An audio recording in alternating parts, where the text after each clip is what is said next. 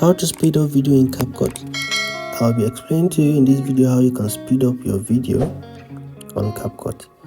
So this is very easy. CapCut made it very easy for you to do it. So I'll be showing you how you can do it, guys. So let's go ahead and just split this. Let's split this, and I'll play the video for you guys. First, you're signing up for plus that. So you can see it's a bit slow.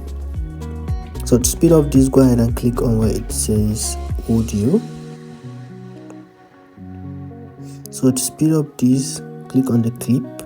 When you click on clip, just click on where it says speed.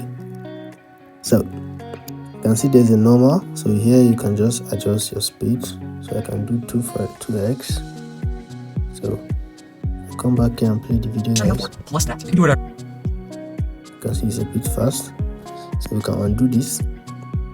So you can go ahead and click speed. If you click speed, so the normal here is just to adjust. So you can go ahead and reduce the speed. So here it is, guys. Let's reduce, and I'll play it to you. So you can see it's very slow. Let's undo this. So click on the clip, click on speed, and then you can click on curves. So these are so let's go ahead and remove these splits. Okay, yeah. So when you click on curve, as you can see, guys, they have multiple templates already loaded for you, so you can customize. First, you're signing up for it. So you can see. But you'll be able to see which.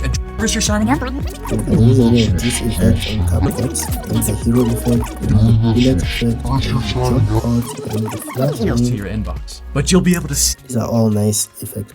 So that's it on how to speed up your video on CapCut. So as you can see, guys, it's self-explanatory. Let me play it to you. Let's do it again. Click on the clip, click on where it says speed, click on normal and do it the normal way.